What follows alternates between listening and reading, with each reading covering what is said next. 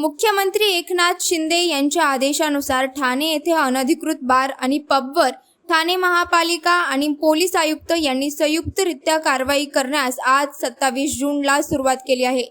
कल्याण, भिवंडी आणि मीरा भाईंदर परिसरात देखील अशाच पद्धतीची कारवाई होणार असल्याची माहिती पोलिसांनी दिली आहे।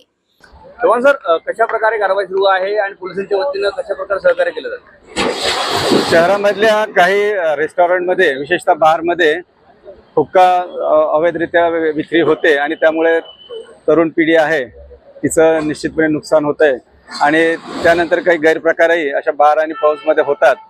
या तक्रारी वेळोवेळी प्राप्त होत होत्या। त्या अनुषंगाने पूर्वी कारवाई करण्यात आली होती, परंतु इफेक्टिव्हली कारवाई होण्याच्या दृष्टीने माननीय पोलीस आयुक्त साहेब तसेच TMCचे आयुक्त यांच्याशी आम्ही म्हणजे सर्वांनी चर्चा करून हे जे अनऑथराइज आणि इलिगल कन्स्ट्रक्ट केलेले जे बार पब आहेत आणि ज्यांनी आतमध्ये सुद्धा बरेच व्हायोलेशन केलेलं आहे अशांची यादी आमच्या संबंधित DCPनी आयुक्तांना पाठवली होती आणि त्यावर जॉईंटली ही कारवाई सुरू झालेली आहे। 9 प्रभागामध्ये ही कारवाई सुरू आहे आणि अशी जी काही इलिगल कन्स्ट्रक्शन आहे जिथे गैरप्रकार होतात आणि ज्यामुळे अपघाताचे प्रकार होतात किंवा अन्य छेडछाड किंवा इतर प्रकार घडू शकतात आणि तरुण पिढी कळत नकळत याच्याकडे आकर्षित होऊन स्वतःच्या जीवितालाही धोका निर्माण करते आणि त्यांचं पुढचं करिअर आहे त्यालाही कळत नकळत धोका होत असतो। तर त्या गोष्टी प्रतिबंध करण्याच्या दृष्टीने ही मोहीम आम्ही इफेक्टिव्हली राबवत आहोत। ठाण्याबरोबरच कल्याण, उल्हासनगर येथील आणि भिवंडी येथील आयुक्तांशी सुद्धा आमचा संपर्क झालेला आहे आणि तिथे सुद्धा ही मोहीम सुरू केलेली आहे आणि जिथे शाळा कॉलेजेस आहेत त्याच्या 100 मीटरच्या परिसरामध्ये असलेल्या ज्या टपऱ्या आहेत जिथे सिगरेट, गुटखा याची विक्री होते त्याच्यावर सुद्धा कारवाई या मोहिमेअंतर्गत सातत्याने आता सुरू राहणार आहे।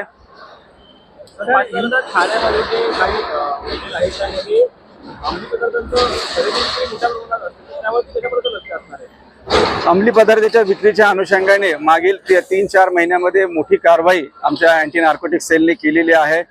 UP मध्ये जाऊन तिथून जो माल तयार होऊन इथे येऊन विक्री होत होती ते सुद्धा तिथल्या ज्या फॅक्टरीज आहेत त्या बस्ट करण्यात आलेल्या आहेत। ते आरोपी अटक केलेले आहेत आणि ही कारवाई पुढेही राहणार आहे आणि शहरात सुद्धा जिथे लपून छपून अशा काही विक्री होत असेल त्याची माहिती आम्हाला दक्ष नागरिकांनी द्यावी, त्याच्यावर निश्चितपणे कारवाई केली जाईल आणि इफेक्टिव्हली कारवाई केली जाईल एवढं मी या निमित्ताने सांगू इच्छितो।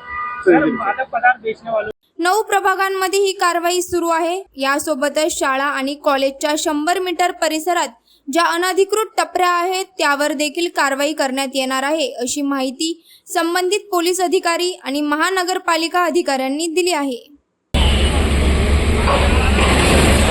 नगरपालिका क्षेत्रामध्ये जेवढे अनधिकृत हुक्का पार्लर्स आहेत, पब्स आहेत, बार्स आहेत, ज्याच्यामध्ये बरेच उद्योग चालतात, व्यवसाय चालतात, तर ते थोडे जे आपली पुढची पिढी आहे त्याला हानिकारक आहे त्या दृष्टिकोनातून याबाबत तक्रारी देखील प्राप्त होत होत्या। त्याचप्रमाणे पोलीस प्रशासनाकडे देखील तक्रारी प्राप्त होत्या। तर आपण आजपासून ठाणे महानगरपालिका क्षेत्रातील असे जे व्यवसाय आहेत या विरुद्ध माननीय आयुक्त महोदय, माननीय मुख्यमंत्री महोदय यांच्या निर्देशानुसार ही आपण कारवाई सुरू केलेली आहे। त्याचबरोबर आपल्यासोबत समवेत पोलीस प्रशासन, माननीय CP sir, joint CP sir आज इथं कारवाईस उपलब्ध आहेत, DCP सर या कारवाईस उपलब्ध आहेत। ही कारवाई ही अशा प्रकारची बांधकामं ज्या ठिकाणी चालू आहेत 9 प्रभाग कार्यक्षेत्रामध्ये सर्व ठिकाणी पूर्णपणे पूर्ण क्षमतेने महानगरपालिका प्रशासन, पोलीस प्रशासन फील्डवर उतरलेलं आहे आणि 9 प्रभाग कार्यालयामध्ये प्रभाग क्षेत्रातील असे जे अवैध बांधकामं किंवा अवैध जे बार आहेत त्याच्या विरुद्ध तिथले परिमंडळ उपायुक्त, तिथले सहाय्यक आयुक्त यांच्या त्यांच्या नियंत्रणाखाली अशा कारवाया सुरू आहेत। सर, साधारण किती बार पब्स असतील किंवा मग काही आकडेवारी आली मुख्यमंत्र्यांनी आदेश दिल्यानंतर महानगरपालिकेला जाग आली? नाही, आकडेवारी ही आपल्याकडे मागचे काही तक्रारी होत्या त्याच्या अनुषंगाने आपण संकलित केलेली आहे। एक स्ट्रॅटेजिक प्लॅन आउट केलेला आहे, त्याप्रमाणे आपण प्राधान्य ठरवले। त्या प्राधान्याच्या अनुषंगाने आज आपण माजिवडा प्रभाग समिती आहे किंवा वागळे एरिया आहे, वर्तकनगर एरिया आहे, या एरियामध्ये देखील यामध्ये आपण मनुष्यबळ, यंत्रसामग्री ही पूर्ण क्षमतेने 5 JCB आहेत, 1 पोकलेन आहे, यामध्ये आपण TDRF, त्यानंतर आरक्षक आहेत, त्यानंतर ॲम्ब्युलन्स, बाकी सगळी यंत्रणा आपण इथे डिप्लॉय केली आणि पूर्ण क्षमतेने अशा प्रकारची कारवाई जोपर्यंत अशी बांधकाम थांबत नाहीत तोपर्यंत सुरू राहणार आहे। कारवाई आपली ही सातत्याने राहील, अशा प्रकारचे बांधकाम पुढे होणार नाहीत किंवा अशा प्रकारचे व्यवसाय चालू होणार नाहीत। याबाबतची आपण पूर्ण यापुढे दक्षता घेऊ आणि पुढे सुनिश्चिती करू. तर याआधी येऊर परिसरामध्ये देखील कारवाई करण्यात आली होती. आता पुन्हा त्या ठिकाणी अनधिकृत बांधकामाला सुरुवात झालेली आहे. कशा निश्चित प्रकारे action झाली? येऊरमध्ये देखील आपली सातत्याने कारवाई सुरू आहे. याच माध्यमातून यापुढे देखील येऊर परिक्षेत्रात तसेच महापालिका क्षेत्रात सर्वच ठिकाणी अशा प्रकारे अनधिकृत बांधकाम अतिक्रमण विरोधी बांधकामची जी कारवाई आहे ती सुरू राहणार आहे. महाराष्ट्राचे माननीय मुख्यमंत्री महोदय यांनी अनधिकृतरित्या चालणारे हुक्का पार्लर, त्याच्यानंतर अनधिकृत लेडीज बार यांच्यावर कारवाई करण्याचे निर्देश दिलेले आहेत. त्या अनुषंगाने माननीय महापालिका आयुक्त यांनी सर्व अधिकाऱ्यांना आणि अतिक्रमण मुख्यालय हे त्याचं सहाय्यक आयुक्त आहे त्यांना निर्देश दिले, मॉनिटरिंग करा आणि सगळ्यांकडनं करून घ्यावी. त्यानुसार ॲडिशनल कमिशनर 2 रोडे साहेब, उपायुक्त गोदेपुरी साहेब, मी आणि उर्वरित सर्व सहाय्यक आयुक्त आम्ही मिळून नियोजन केलं.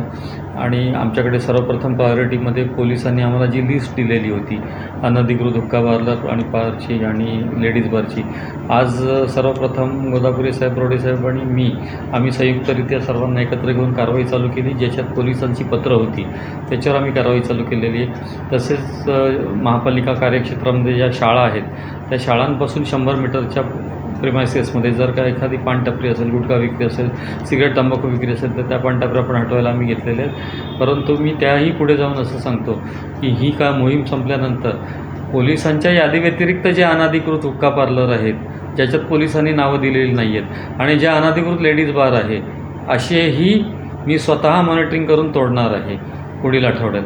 पण सर्वप्रथम प्रायोरिटी आम्ही पोलिसांनी पाठवलेल्या यादीला दिलेलं आणि आम्हाला मोठ्या प्रमाणात पोलीस बंदोबस्त माननीय मुख्यमंत्री महोदयांमुळे उपलब्ध करून दिलेला आहे. त्याच्यामुळे आम्ही संयुक्तरित्या ही कारवाई करत आहोत आणि माननीय मुख्यमंत्री महोदयांचं जे काही स्वप्न आहे की अशा जी पुढची पिढी बर्बाद होऊ शकते अशी काही गोष्टी आहेत, जसं शाळांच्या आवारात सिगरेट तंबाखूची किंवा इतर मादक पदार्थांची चोरून विक्री होणे किंवा हुक्का पार्लरमध्ये तरुण मुलं-मुलींनी जाऊन हुक्का पिणं वगैरे, हे सगळं त्यांचं स्वप्न आहे की हे बंद व्हावं, ठाणे शहराचं बदनाम होणारं नाव बंद व्हावं. तर त्या दृष्टीने आम्ही माननीय मुख्यमंत्री महोदयांच्या आदेशाचं पूर्ण पालन करू आणि माननीय महापालिका आयुक्तांच्या मार्गदर्शनाखाली आम्ही रिझल्ट देऊ थोडं जनते.